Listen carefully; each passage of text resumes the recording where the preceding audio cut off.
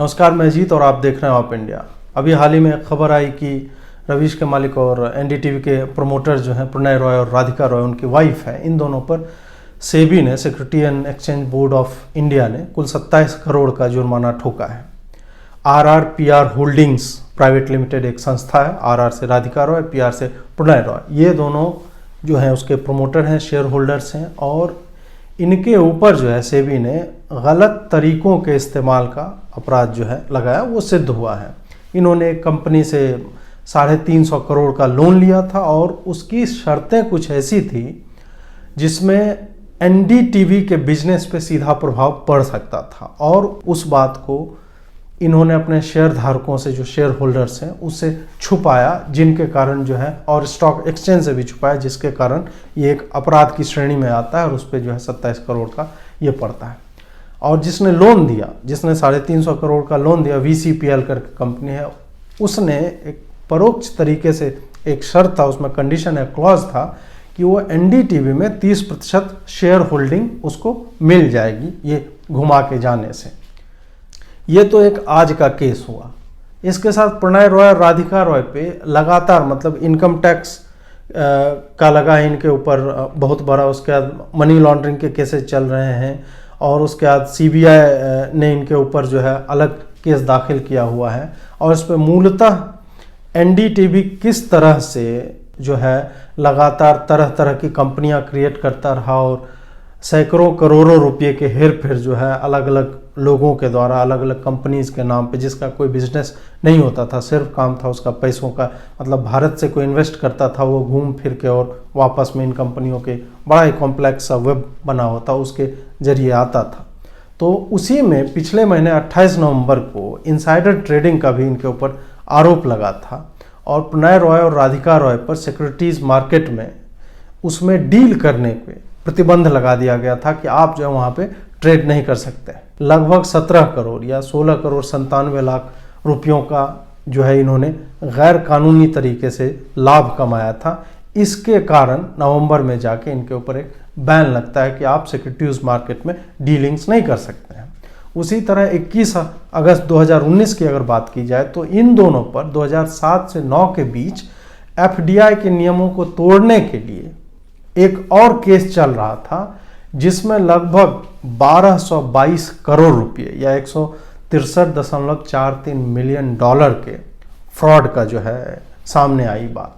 CBI ने कहा कि मई 2004 से मई 2010 के बीच एनडीटीवी ने अपनी 32 सब्सिडियरीज, छोटी छोटी कंपनियां जो है इससे जुड़ी हुई, वो क्रिएट की और ये सारी सब्सिडियरी फर्म्स जो है वो कहाँ क्रिएट की गई, वो टैक्स हेवन जिसे कहा जाता है, जैसे दुबई हो गया, हॉलैंड हो गया, मलेशिया हो गया, मॉरिशस हो गया, UK के जगहों में, इन जगहों पे इन्होंने क्रिएट किया। और उसके बाद क्या किया कि ये लोग क्या करते थे CBI के अनुसार कि इन कंपनियों को कोई बिजनेस था नहीं और यहाँ पे ये सरकारी कर्मचारी जो हैं, जो पब्लिक सर्वेंट्स कुछ हैं और वो अनाम है, संदिग्ध है, उनका नाम नहीं पता, वो लोग इन कंपनियों में इन्वेस्ट करते थे और वो पैसा घुमा फिरा के अलग अलग जगहों से बाउंस कर कर के और ये शेल कंपनियों के द्वारा अंत में जो है घूम फिर के उनके पास एनडीटीवी के जरिए जो है ये वापस आया करता था।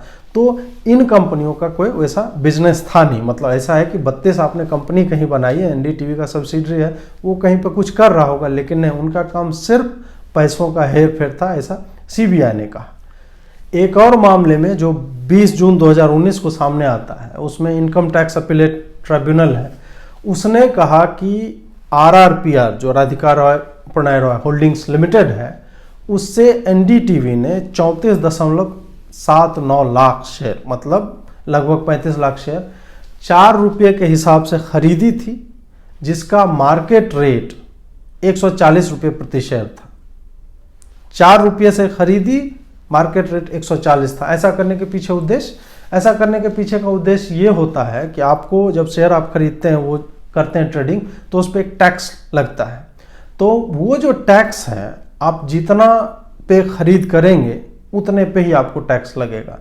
तो ये जो खरीद बिक्री हुई है उसके कारण इन्होंने अपना 117 करोड़ ईच, पति और पत्नी राधिका रॉय प्रणय रॉय, कुल 234 करोड़ रुपए की इनकम जो है इन्होंने कंसील की, छुपाई और इनकम टैक्स को बताया नहीं कि ये उनका इनकम है। तो इन्होंने इन पे जब चार्ज लगा कि उस पैसे पर इतना टैक्स आपका बनता है, तब इन्होंने अपील किया था इनकम टैक्स अपीलेट ट्राइब्यूनल को, ITAT है वहाँ पे, और उस अपील को ठुकराते हुए ये कहा गया था कि दोनों ने शेयर्स को 4 रुपये में जानबूझकर इसीलिए खरीदे ही थे क्योंकि उसका और कोई पर्पस नहीं, और ये प्रूव नहीं कर पाए कि इनका इंटेंट गलत नहीं था।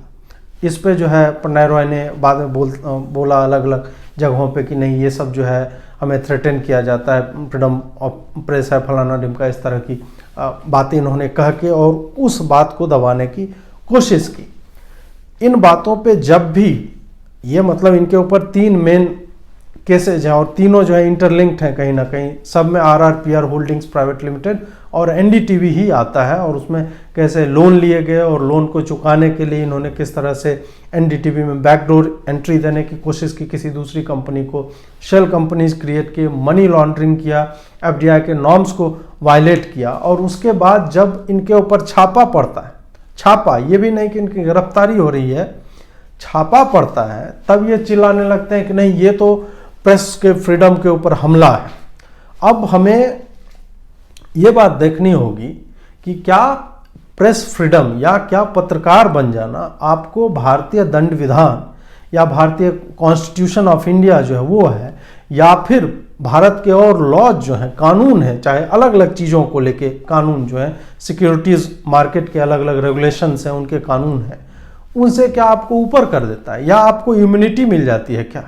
नहीं, पत्रकार भी एक भारतीय नागरिक होता है। और हाँ, अगर ऐसा होता कि सरकार कहती कि नहीं NDTV ये जो प्रोग्राम कर रहा है ये गलत है और उसका कोई कारण नहीं देती, तब हम कहते कि हाँ, या उसके एंकर को राह चलते जो है उठा लेती 6 बजे सुबह में जाके।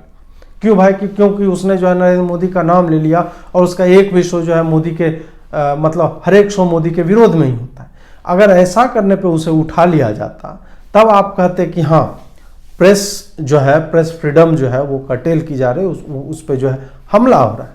लेकिन टैक्स चोरी है, और वो भी तुम्हारी मूल कंपनी जो प्रोमोटर है NDTV के, वो कंपनी जो है टैक्स चोरी कर रही है, FDI के नॉर्म्स को वायलेट कर रही है, 32 शेल कंपनियां क्रिएट कर रही है, और उस पर जब एजेंसी जांच करती है तब आपका कहने नहीं नहीं, ये तो प्रेस फ्रीडम पे हमला हो रहा है। ये कैसे हमला है प्रेस फ्रीडम के ऊपर?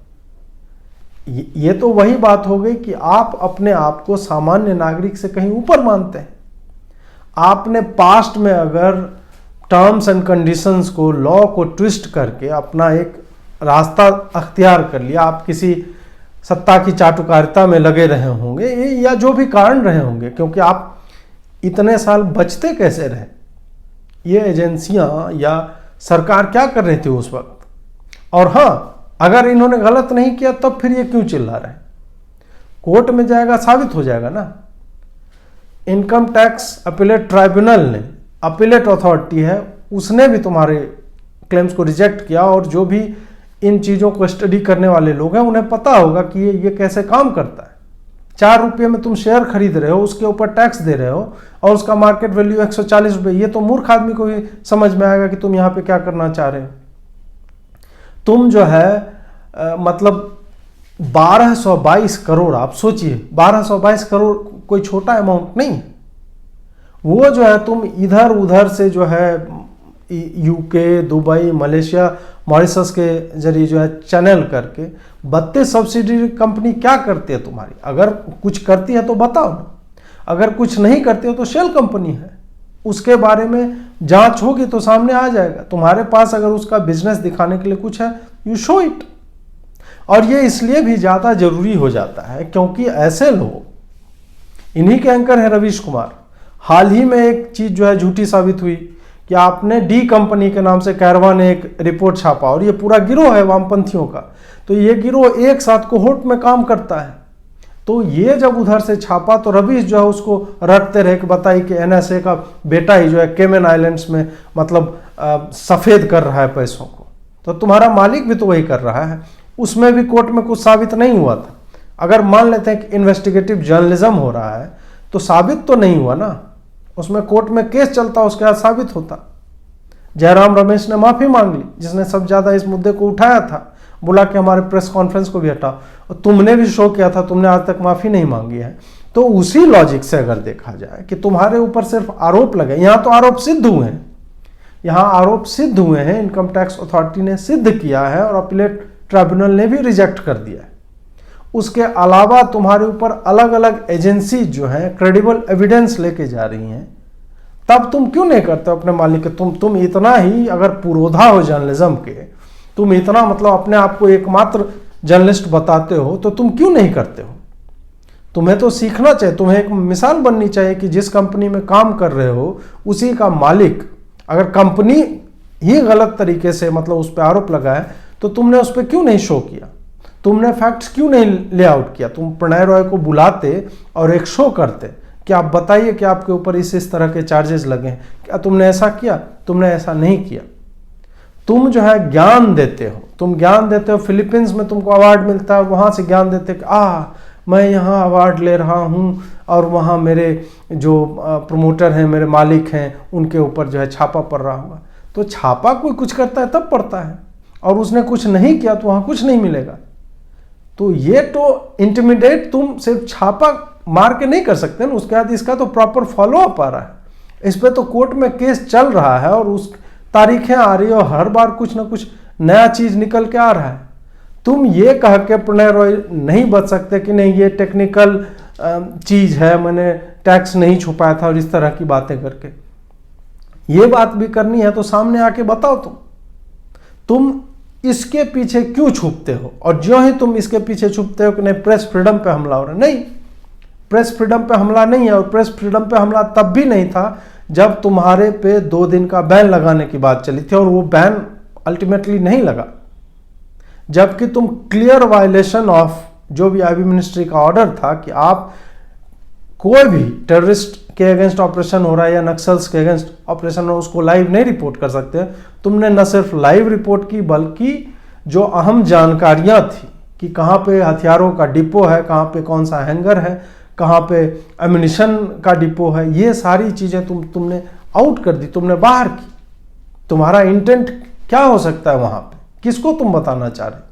क्या तुम अपने देश की ही आर्मी को जो ऑन ग्राउंड वहाँ पे लड़ रहे थे उसको तुम बता रहे थे कि वहाँ पे आर्म्स डिपो है? या फिर तुम टेररिस्ट को जानकारी देना चाह रहे थे इनडायरेक्टली कि वहाँ पे जाओ, वहाँ पे जाके बम फोड़ दो? ये तो तुम्हारे एंकर जानते होंगे, या जो भी ये डिसीजन ले रहा होगा वो जानता है।